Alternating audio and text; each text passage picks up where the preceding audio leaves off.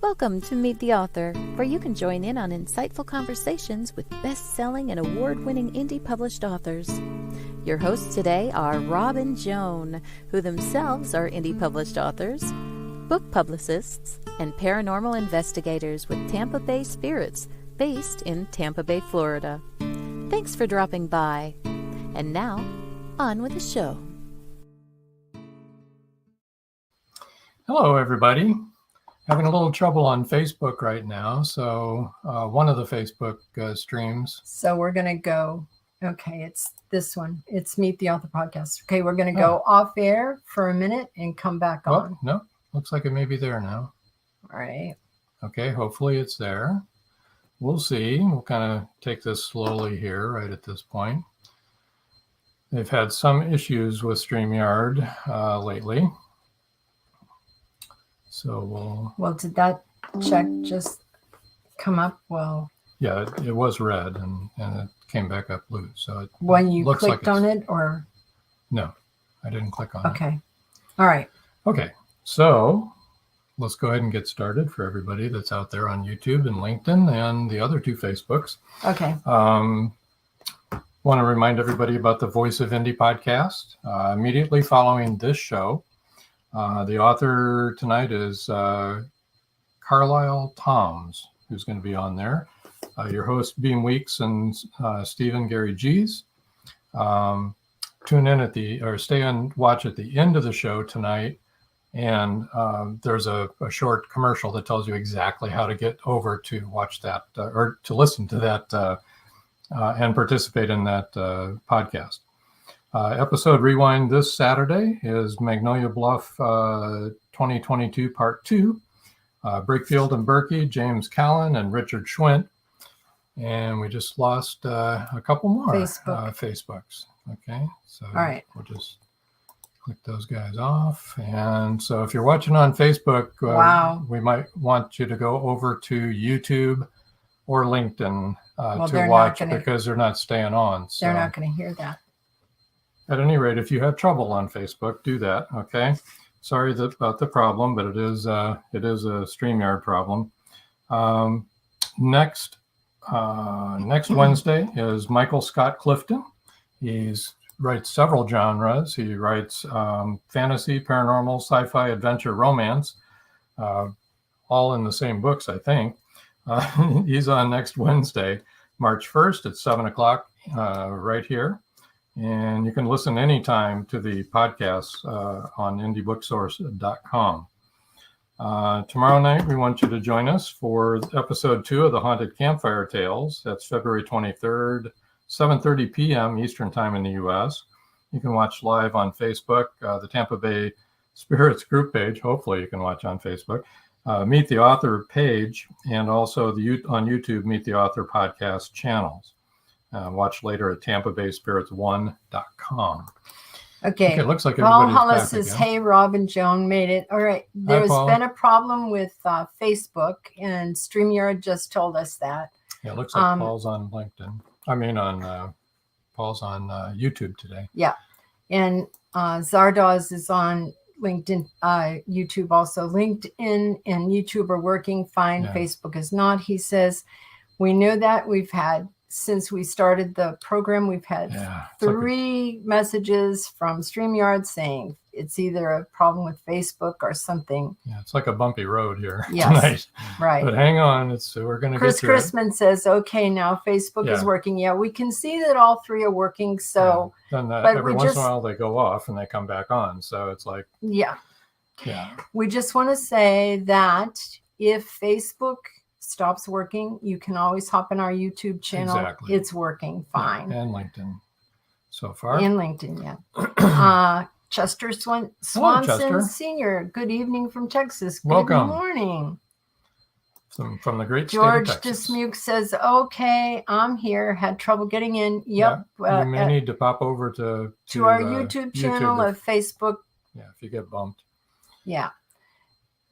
Stardust said, now Facebook is working. Yeah, we got all blue. Chris Chrisman said Facebook is being glitchy. It's being very glitchy.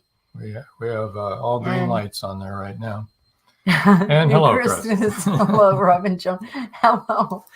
Whoa. That was I don't like that. Stressful.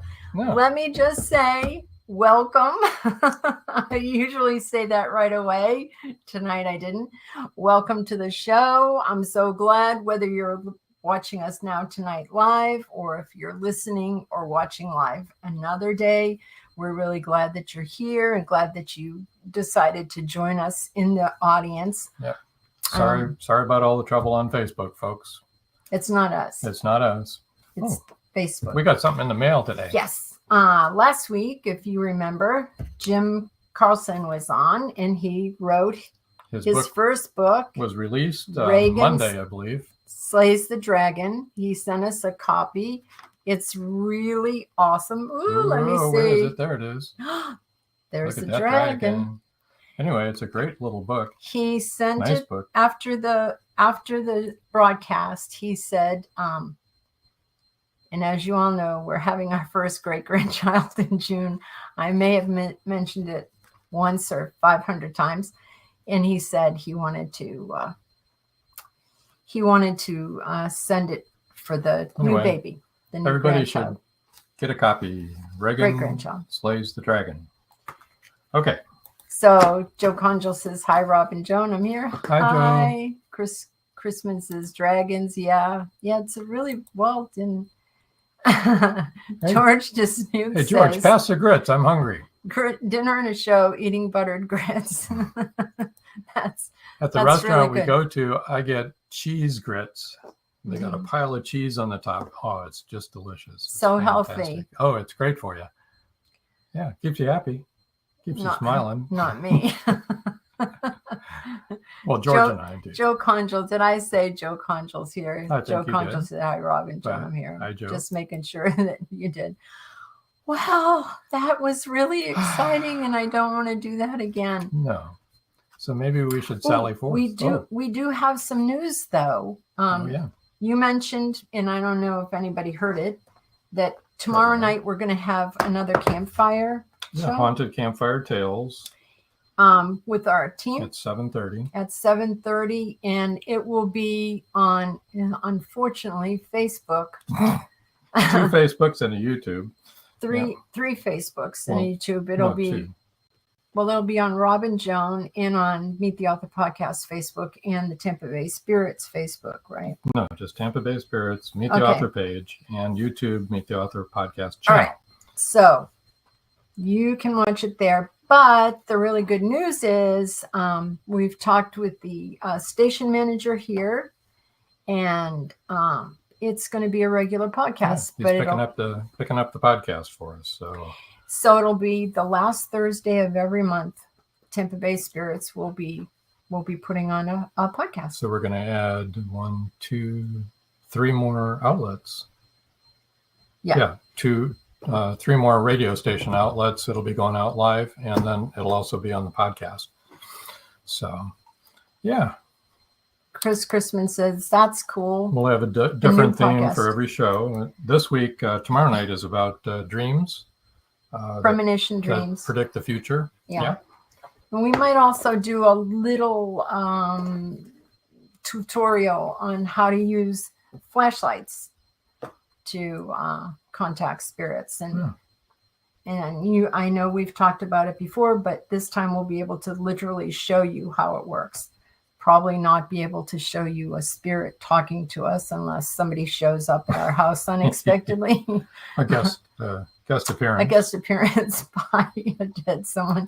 Joe Conchel said that's awesome. It is awesome. We're only doing it once a month, though. We're not doing 2 podcasts a week. Meanwhile, we have a great guest tonight. Yes. ROSLYN Reid. She probably fell asleep backstage. Yes, she did. Waiting for this. We're chit-chatting away. Yeah. Okay. So and freaking out. Why don't we bring her in? Come on in, ROSLYN Reid. Hi. Yes. Hello. Welcome, ROSLYN. Sorry about all the rough stuff. Good evening, direct from Maine.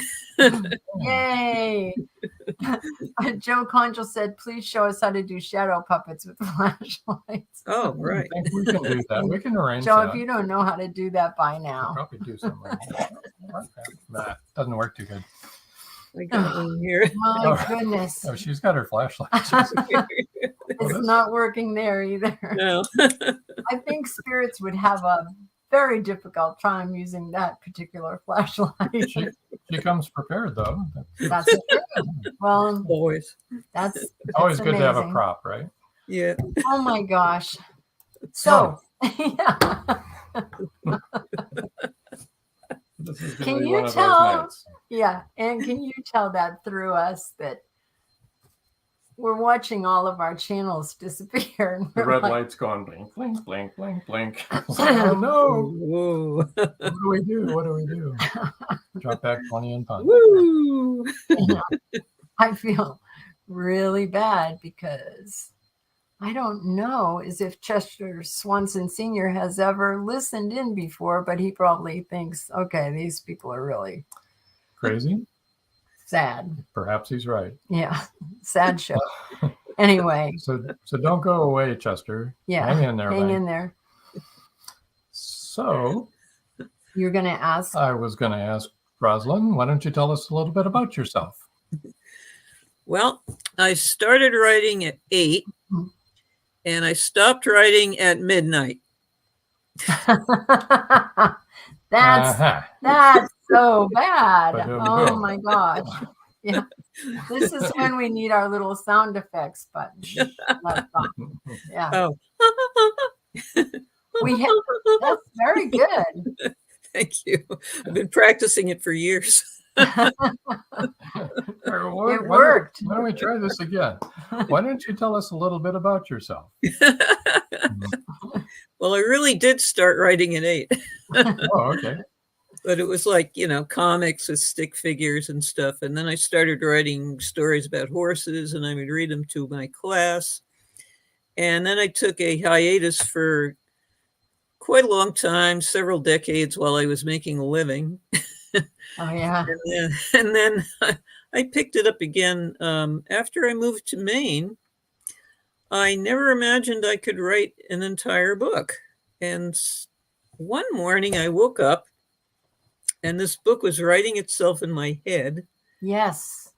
And I said, I was trying to get it to stop. This kept happening like every day, every morning. I'd wake up and more of this book would write itself. So it just came to me out of the ether, like the characters' names. I knew his name was Early. I knew he had a son named Tiki. I knew he had a friend named Hal. And then I started paying attention to the writing and I said, gee, this isn't bad. Maybe I should write it down. And that's what happened. That's amazing. Yeah. And now I have these wonderful. These two books back here. That's really great. Yeah. It was amazing to me because it's like the longest project writing I've ever undertaken. I've done articles for Llewellyn, and I'm sure you know them. Yeah. Yeah, I did articles for the almanac and the calendar, and but always short stuff. But I never thought I had a book in me, but apparently I have several. Wow. Chris Chrisman says Thoughts in the Ether is real. Yes. So, Yeah, it's Yeah. out there, and you just have to snag it. yeah.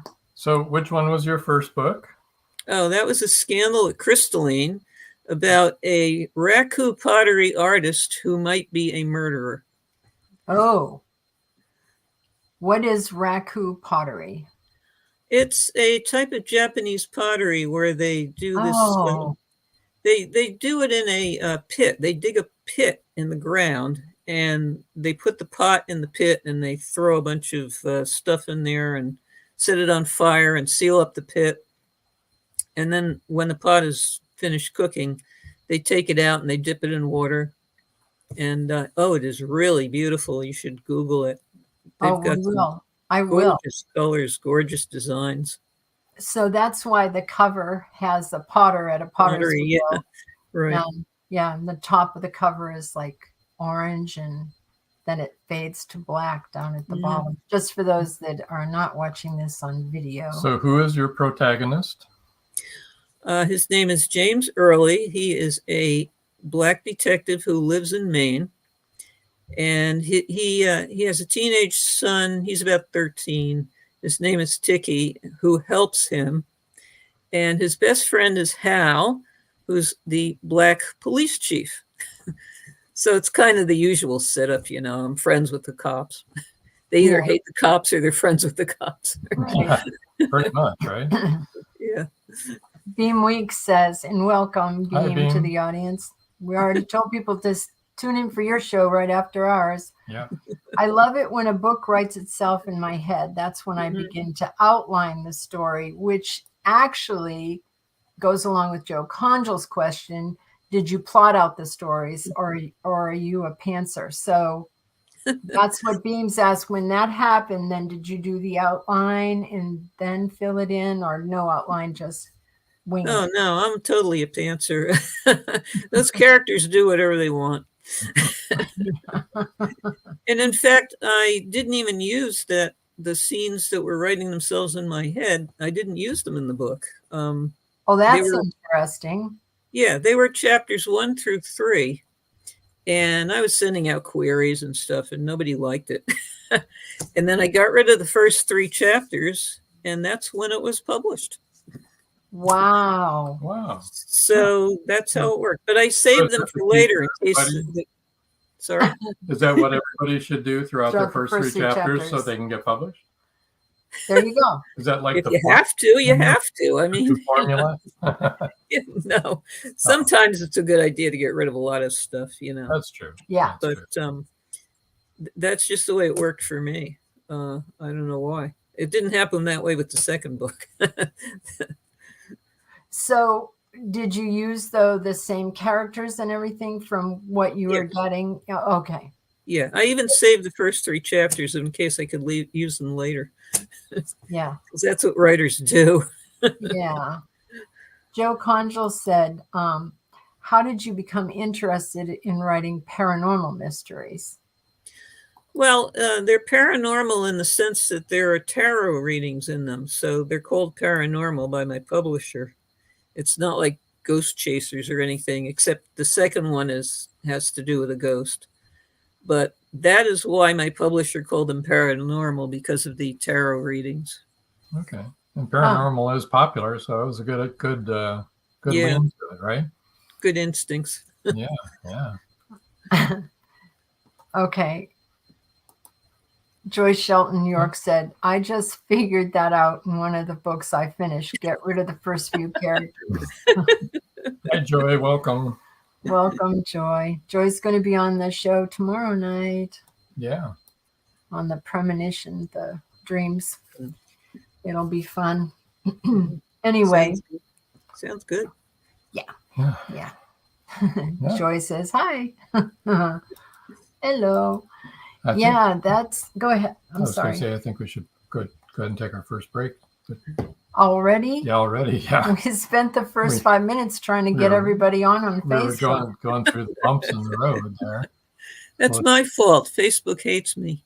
It was the gremlins at work. Yeah. Yeah, don't feed them. Machine, right? Okay. Well, we're going to take our first break. We'll be right back. We'll be Don't back go away. in 3 minutes, folks. So don't go away. Don't go anywhere. They thought the siren was dead. In the novel Siren Song by author George Dismukes, James Harmon shot her twice. Several people saw her dead body sinking slowly into the abyss. But now, in Siren Song 2, evidence suggests that she may still be alive. She killed that boatload of people. It was her! And she's just getting started! Angie, that's impossible. The cold chill up my spine tells me it's not impossible.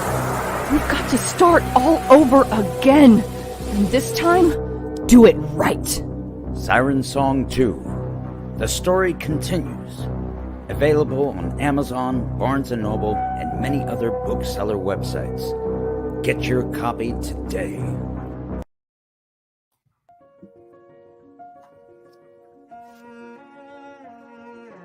Mystery hovers in the Magnolia Bluff Public Library.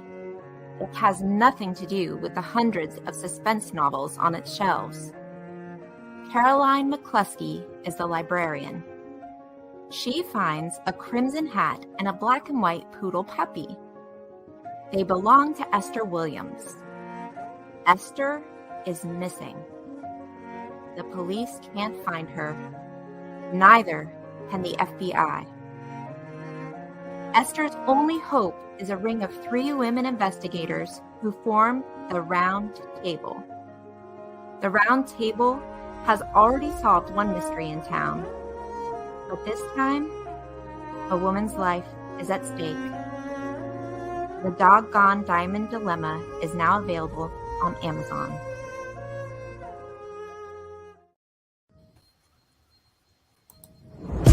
It's a murder scene. Like many others, except the prime suspect is a beautiful woman from Detective Ray Schiller's past.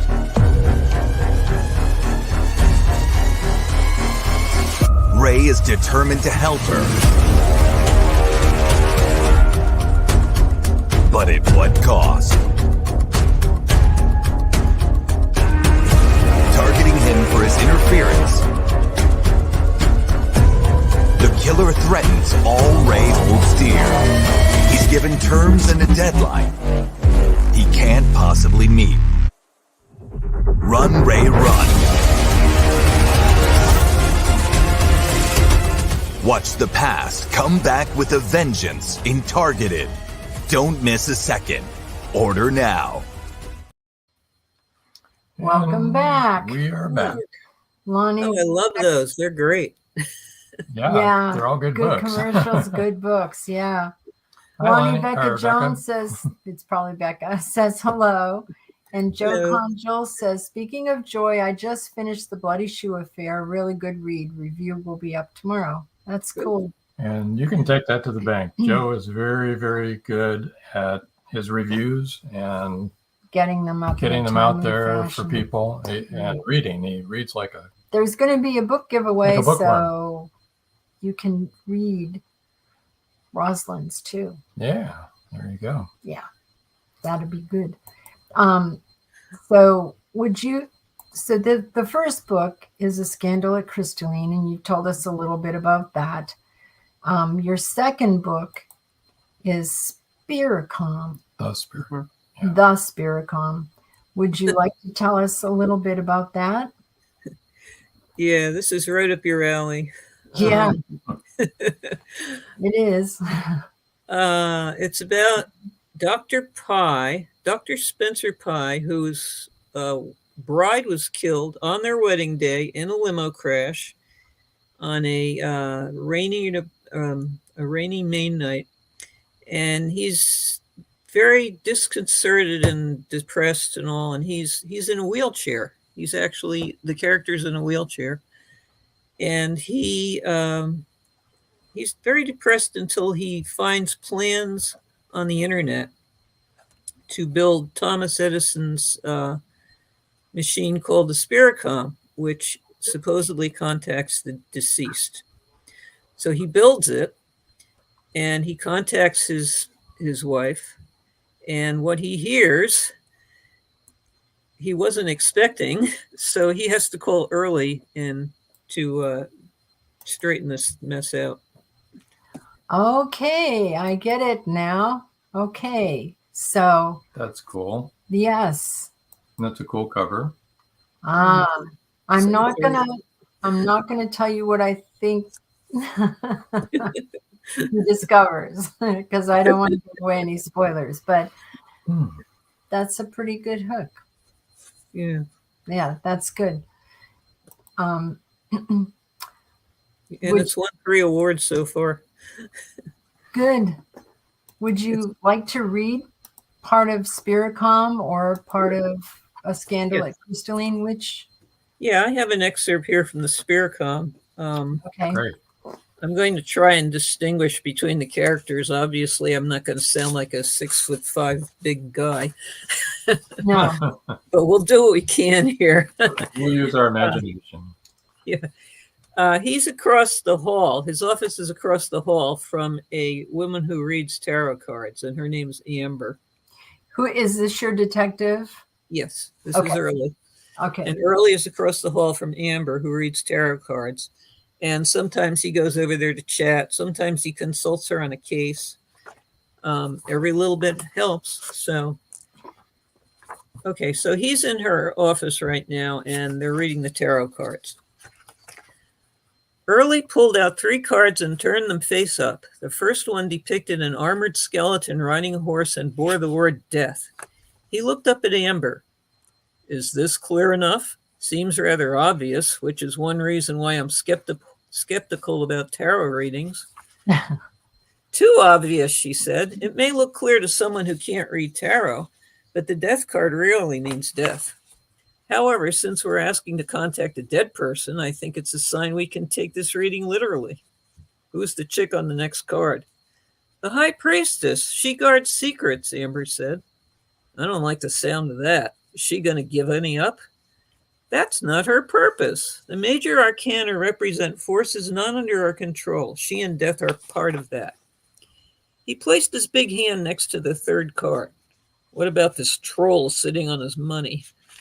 The 4 of Pentacles. He's a miser. See how he holds onto those coins? You won't get anything from him. I read 4s as what you need. In this case, you would need a crowbar to pry out whatever you want from him. Good luck with that. She shook her strawberry blonde curls and gathered up the cards. Giving up? It's pretty clear Melanie doesn't wish to be contacted. Melanie's the dead bride. Shit, that was no help. Sorry, Early, I'm not an infallible oracle. He patted her well-manicured hand. I'm just frustrated. Me too, she pouted. I hate it when the cards come up empty. Would it work better if I directly asked the cards whether Melanie was murdered and who did it? Amber's big blue eyes flew open. You think she was murdered? Spencer does. Where did he get that idea? She died in an accident. Early decided to be discreet for now. Regardless of where he got it, he does have it. Can we ask? We can give it a try. She handed the deck back to him. Early shuffled like he was off to Buffalo. His laser focused on his question, a man on a mission. Those cards weren't going to get evading from him now. Oh, God. Those cards weren't going to evade him this time. Ta-da, he said, presenting them to Amber on his palm. She fanned the cards out again. Go for it. He poked through the deck and soon had 3 cards staring up at him. Amber contemplated them. This looks more forthcoming. Good, what do you see? Sword, sword, sword, she cried, waving her hands and tinkling her jewelry. Someone is in emotional turmoil. No shit, what have I dealt here? The first card is the 4 of Swords, a woman crying in her bed. She's miserable, regretful, depressed. Something horrible has happened to her. But as I said, fours tell you what you need, and I call this card, give it a rest. She needs to step back and stop mourning. She looked up at Early. Could this apply to Spencer? But there's a woman on the card. The meaning is what counts. Except for court cards, and sometimes not even them, the minor arcana are gender fluid. Early shrugged. Then maybe it is him. Doesn't building an obscure electronic device to contact one's deceased wife sound over the top to you? He did that? Early's discretion vanished. Yeah. I'm intrigued, Amber said. There are many different ways of grieving. I've contacted the deceased plenty of times and seen all kinds of weird things, both in readings and in my clients. Me too, but Spencer's project seems pretty out there to me. Obviously not to him. Look at the second card, the Knight of Swords. As I've mentioned before, the court cards, kings, queens, knights, and pages, represent real people in my experience. The Knight of Swords depicts someone who likes to stir up trouble. Why would that card show up now? Who is this and where do they fit in? Could be the murderer, Early said, if there is one. Perhaps the cards are saying she really was murdered. Amber's face turned gloomy. And the last card? She picked up the card and examined it. The Page of Cups. See the fish peeking out of the cup he's holding? This is a naive person who's going to get a big surprise related to matters of the heart. Early's brow furrowed. Get a big surprise? He hasn't gotten one already? The card is placed in the future segment if you read them that way. Besides, we can't assume it refers to Spencer. What do you make of all this? The previous reading showed mostly forces out of our control, but this reading indicates the opposite. I'd say we need to identify who the people are and what roles they play. That might lead us to the truth about Melanie. Great Hitchin's ghost. I better write this down. He took out his notebook and scribbled some notes, then stood up and repocketed it. I think I've got all I need to get started. Thanks for being my go-to expert. She smirked. Always do what you're best at. I'll probably be thinking more about these readings. These off-the-wall combinations tend to nag at me. Don't let this case make you crazy. That's my job.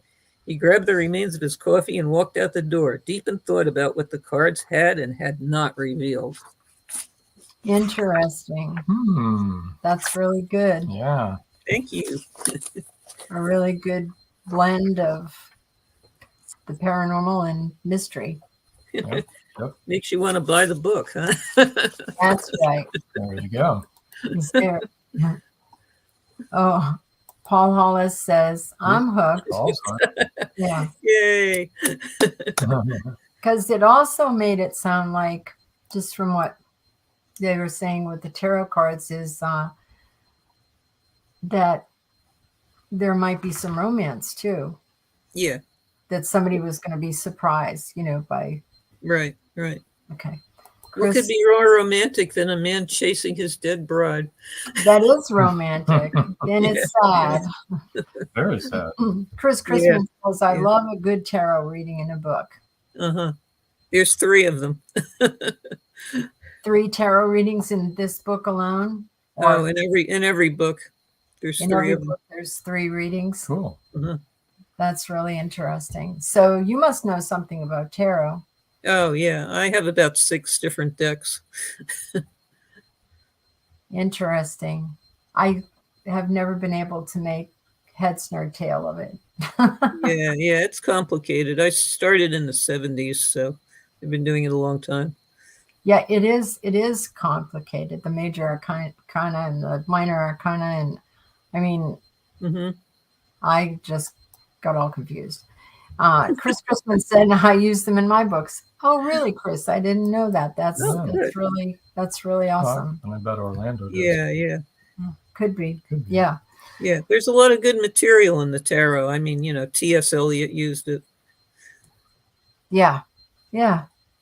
But I still have never understood it. One of our daughters understands it better than I do, but still, it's just something I've never done, so I'm not comfortable with it. I don't. There's a lot to memorize, and at this stage in my life, Yeah. Yeah. Memorizing things comes a little bit more difficult than it did 50 years ago. Memorizing what? What was I going to memorize? And why? Well, why don't we tell everybody where she can be reached? Okay. Chris Christman says we all use different tools. Yeah, that's true. I'm much more comfortable with like remote viewing and that kind of thing. Yeah. That comes easy to me. That must be the thing about tarot too. I bet some people just can easily do it. You're more in tune with it. Mm-hmm. Okay, let's tell you how to get in touch with ROSLYN. You can go to All Author. Should I put all of that in or no? Just okay. Yeah. ROSLYNReid.allauthor.com. That's ROSLYNReid.allauthor, obviously. So that's one place you can reach her. On Twitter, it's at the _ Moonshadow, MOONSHADOW. On Instagram, it's Real Roslyn Reid. We all know how to spell real, and it's Roslyn Reid again. The 3 R's. I hope we do. The 3 R's. Yeah. And the Real Roslyn Reid, the 3 R's. Facebook, it's James Early Maine, JamesEarlyMaine, as in the state of Maine. And LinkedIn is Roslyn-Reid. Now let me, oops, sorry. No one else saw that but me. Okay. I saw it. You did. Yeah. Paul and Roz, email is paulandroz@gmail.com, and that's PAUL.N.ROZ. All right, we have 2 comments here before we do the book giveaway. Chris Chrisman says, oh, I didn't see this. No. Joe Conjal said, I'm reading Chris's book now. Definitely tarot cards in the story. And then Chris Chrisman said, thanks, Joe. And then Tom Nally showed up with his empty chair. 3 chairs. That's great. 3 chairs. Does that mean you're empty 3 times as much as you usually are? You're missing? I was wanting to ask Joe, do you read a book in one hand and a book in the other at the same time? Because you read more than anybody I've ever known. He does read a lot. It's incredible. Joe does read a lot. Yeah. Okay. Joe has a question. ROSLYN, have you planned how many books you'll write for the series? Good question. Yeah, there's going to be, as far as I know, there's going to be 4 and possibly 5. Okay. But I write very slowly, so they take a while. Yeah, that's okay. Look at Game of Thrones. I think 7 years for each book, so that's really slow. That sounds about right. I don't think I write that slowly. All right. Why don't you get your typing fingers ready, guys? The book giveaway tonight. The first 3 people to email paul.n.roz@gmail.com will win an ebook copy of Spiricom. That's cool. That's something to look forward to. It is. And while they get going with that, why don't we go to our commercials? All right. And then when we come back, we have some more comments waiting. Yeah. So don't go anywhere. We'll be right back. Everybody stay tuned. A word from our sponsors. Right where you're at.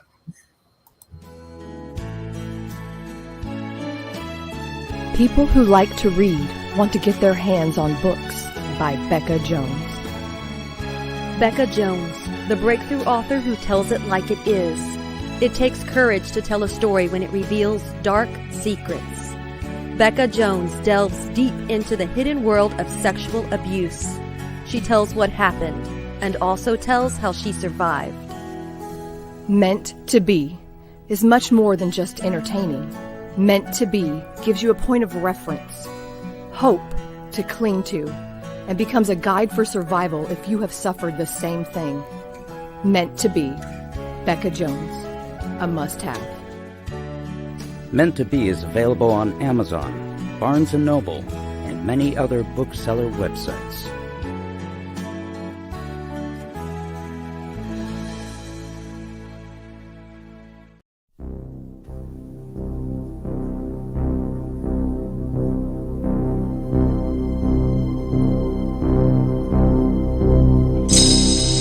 First, there was Siren Song. Then Siren Song 2.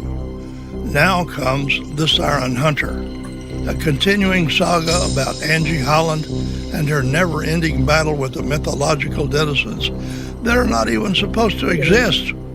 Is The Siren Hunter a conclusion to the undersea horror? Only the sirens know for sure.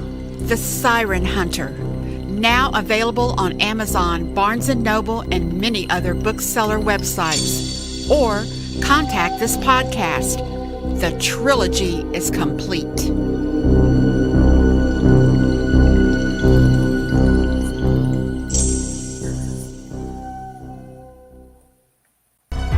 Madison Jackson loved being a cop.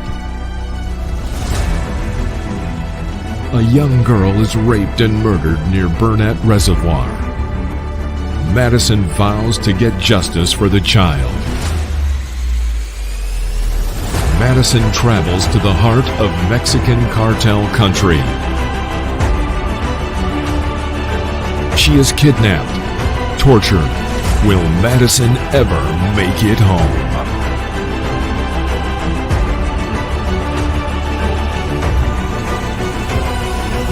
Justice by Kelly Marshall, only at Amazon.com. And we're back. We're back. And Kristen Lee Barger said, hey, cool, enjoying the tarot card focus as well. Longtime tarot card reader too. Cool. Good for you, Kristen. Go ahead and see if you can win a copy of her book, and then you can read all the tarot card readings. She also said stay tuned. So we said stay tuned. That was the last set of commercials, folks, until the end of the show. So there you go.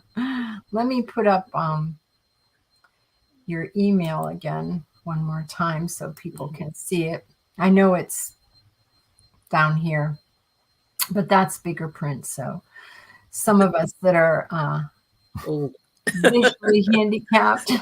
Visually I challenged. wasn't going to say. Yeah, visually challenged. May need a little bit bigger writing. I know that's me. Yes, and those of us that are old.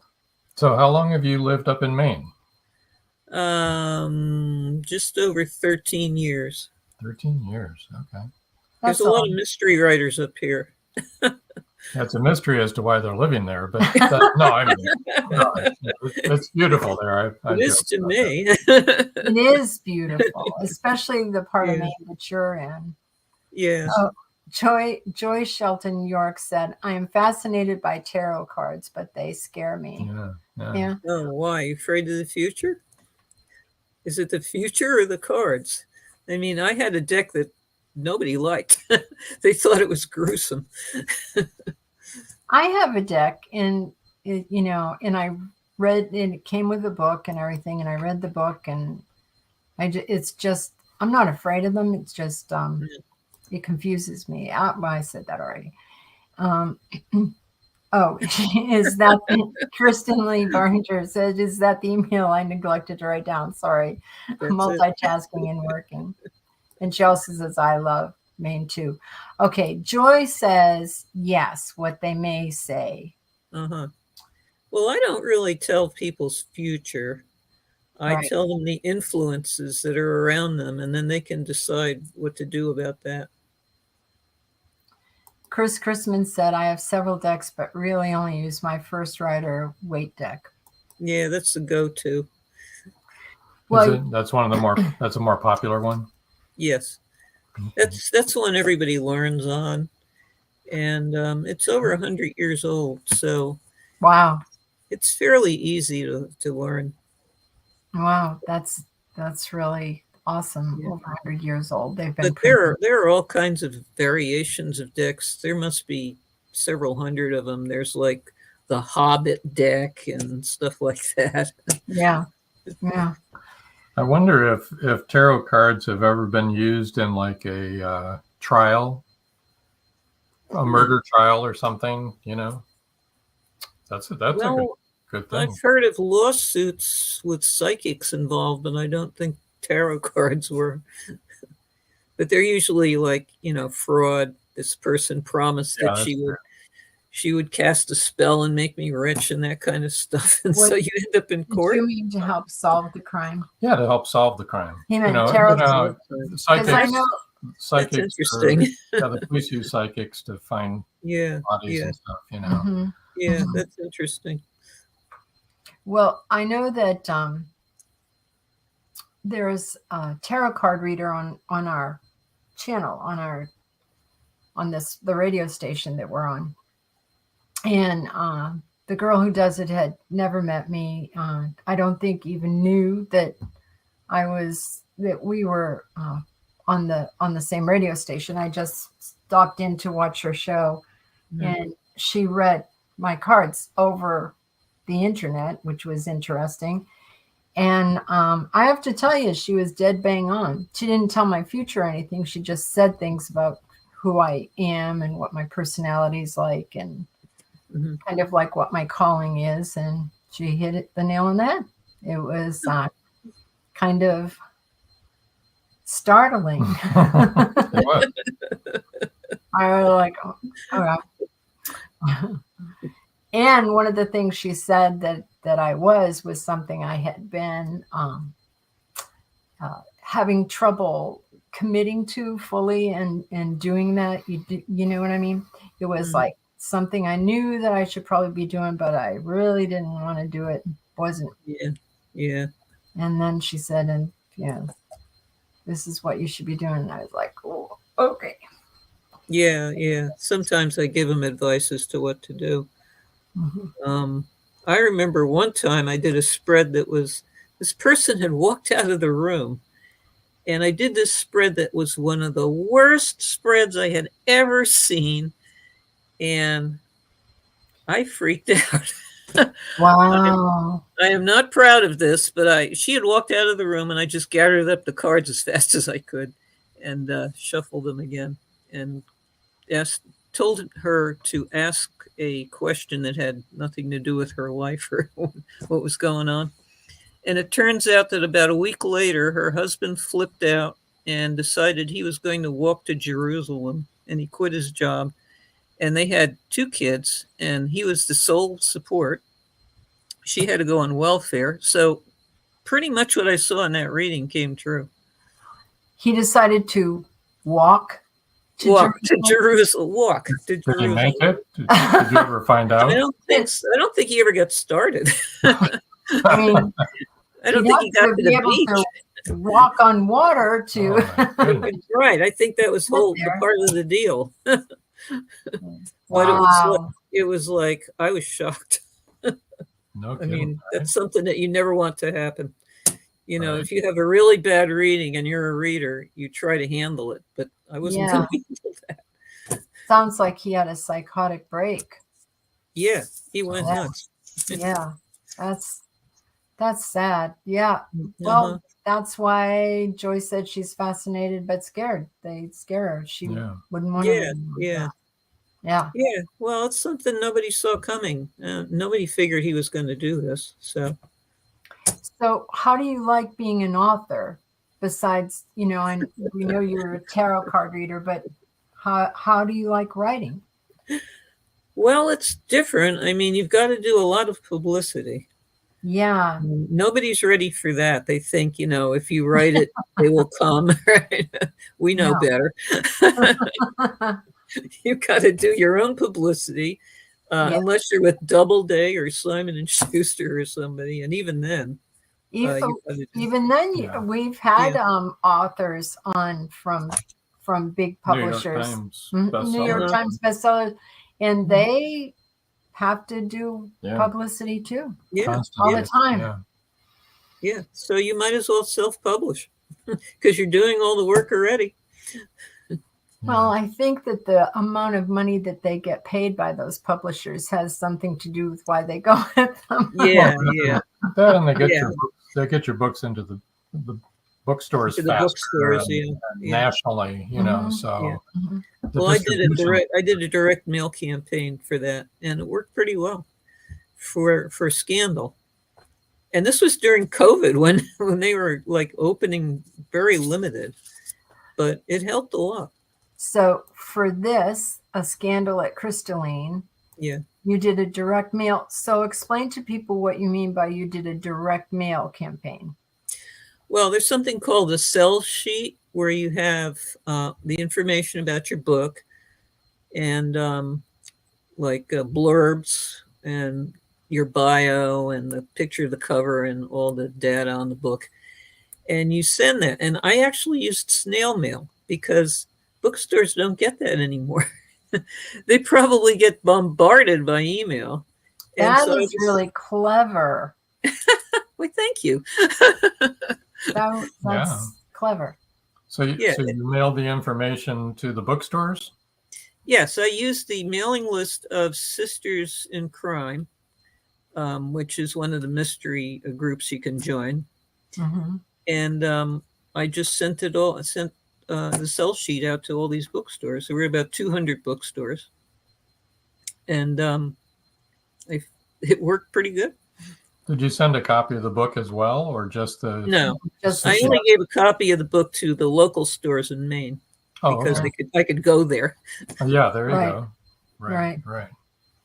And did you do the same thing for your libraries? Yes. Yeah, that's a good idea. Because you can get in for an author talk, give them a book and say, I'm available. Right. Yeah. Right. I know that Rob's sister called us up one time and she said, my friend from Encino, California, called me today and she said she'd gotten your book out of the library there. She said, how did you get into the library there? Well, it's their choice what they do with it. I mean, I think 2 of them put it in the book sale. One of them put it on the shelf, and that means when they put it on the shelf, they catalog it, and that means it gets into the state catalog. But they had the description wrong. I had to call them up and tell them to correct it. Yeah, they had the main character in Scandal and CRYSTALLINE. They said he was murdered, and his sister wants to know who did it, so she hired early. Well, he wasn't murdered. And she didn't want to know who killed him because he wasn't murdered. Nobody knows if he was murdered. He could have been murdered, but we don't know. So. Joe Conjal said, are your paperbacks through Ingram Spark? You can get Scandal through Ingram. For some odd reason, my publisher did not put the Spiricom on Ingram. So the only place you can get the paperback is from Amazon. For Spiricom. Yeah, I was not happy about that, but there's not much I can do about it. No, not if your publisher did it and you didn't. Yes. So. Yeah, it's only available on Amazon. That's interesting. You would think that would be a big selling point, but however, as we all know, there's 50 million of us there on Amazon. So. At least 50 million. At least. So getting noticed is a little bit difficult. Yes, that's true. It's why you should do book signings at bookstores and libraries and book fairs. I think book signings are probably the best way to do it. Yeah, fairs and George Dismukes likes doing restaurants. Mm-hmm. Restaurants, cool. Restaurants with the bar. Restaurants with the bar. We know we have other friends that do them at restaurants too. Yeah. because people are relaxed and they've had a few Yeah, drinks, and yeah. they get to meet you and are more likely to buy your book. Yeah, I did one in a theater, and lobbies are a good place to do them, but there was no lobby in this theater. Oh, It's a community theater, so I did it on the landing of the stairway. oh, well, As long as there was room, you know. And I There's did the- another one at the SPCA. oh, well, that was a good idea, though. Yeah. Yeah, Anywhere where you have people coming in and out, you know, lots Yeah, of people. right. Everybody reads, so right. Yeah, it gives the SPCA some Mhm. advertisement too, Mhm. which is a good thing. Right. Yeah. Because Yeah. you're publicizing that you're going to be there. So Hmm. Joe Conjal says, but Ingram seems to be the best path to the bookstores. Yeah, I'll agree with that. And I used to work for Baker and Taylor. Really? Yeah. So, Well- but Ingram is like the gold standard.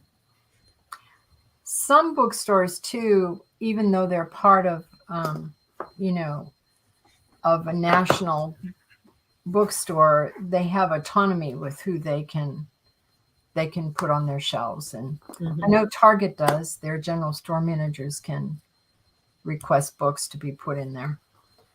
So, you know, Mhm. chat up your local Target right. general Yeah. manager. Yeah, my book was even listed. Scandal was listed online at Walmart. Yeah. Yeah. So they were Well, handling it. Walmart's another good place, and also supermarkets too. Yeah. Supermarkets have those little, you know, like Walmart does, that will Mhm. have it throughout the.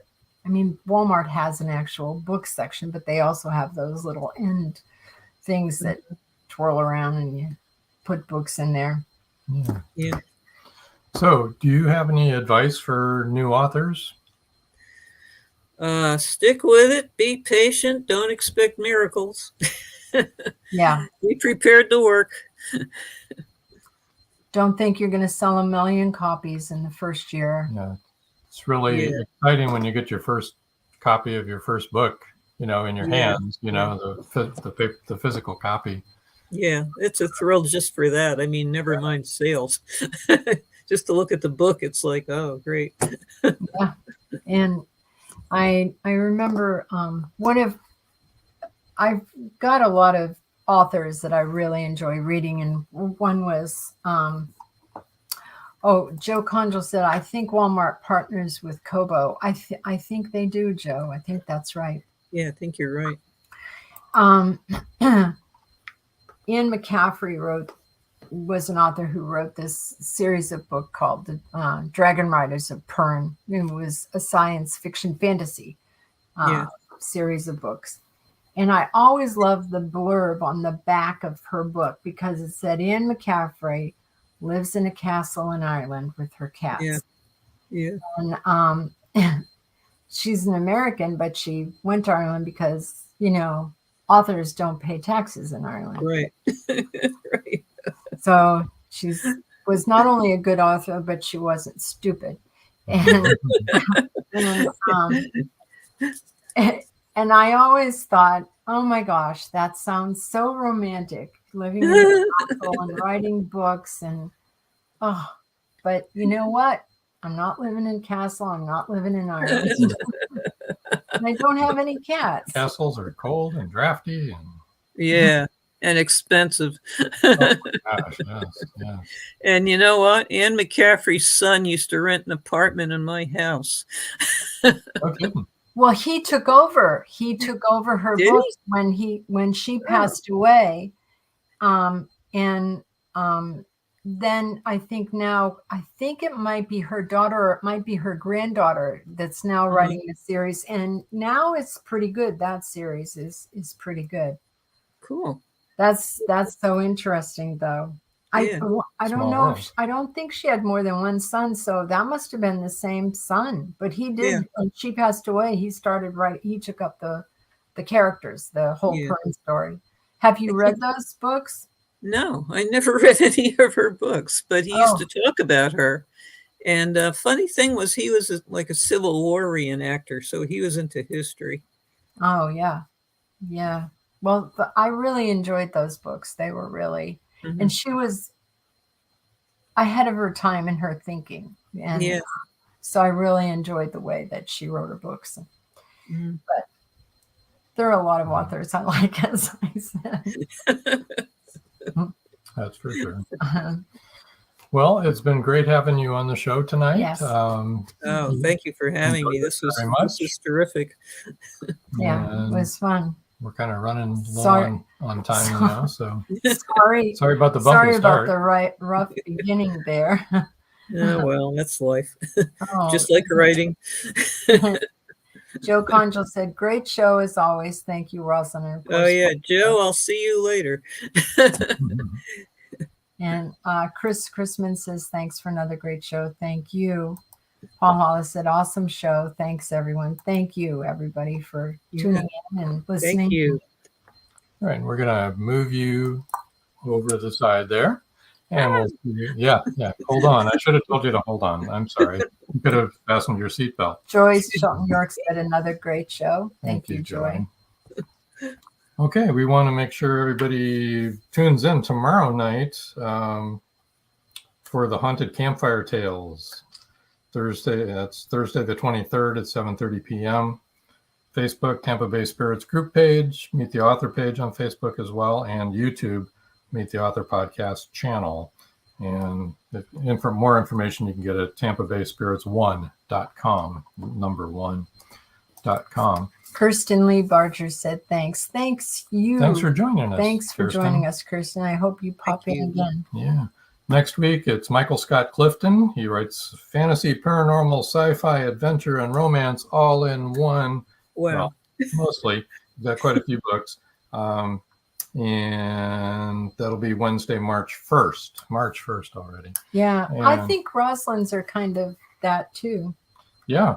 All of those things in one. That's true. Yeah. Okay, so we're going to have another exciting show. Yeah.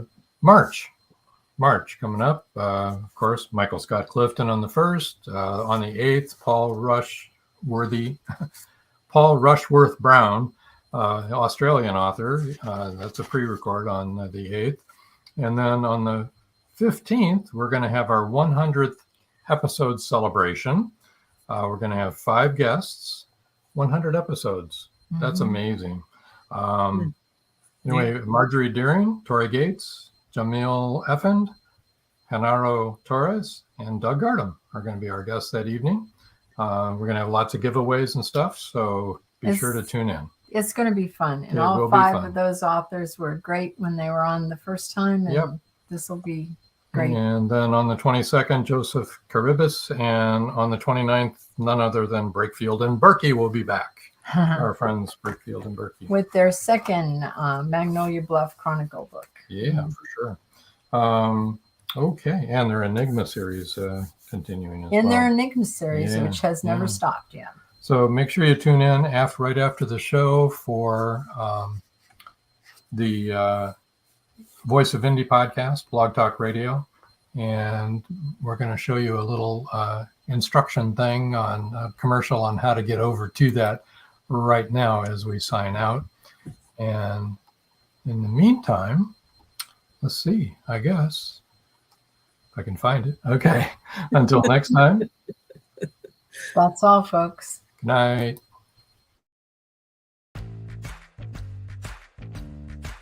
Live every Wednesday, your Voice of Indie hosts Beam Weeks and Stephen Gees welcome authors, musicians, publishing industry pros, artists, and assorted creative guests for an exciting interactive hour. Call in during the show or post questions and comments on Twitter for responses in real time. Meet your favorite indie creators, learn inside tips, network, and promote your work. The link for each week's show is pinned on Twitter atop @VoiceOfIndie. And you can receive the link every Wednesday morning in your inbox by subscribing to our newsletter at freshinkgroup.com. Check out Voice of Indie every Wednesday on Blog Talk Radio and catch hundreds of episodes archived everywhere from our websites to our YouTube channel and Spotify.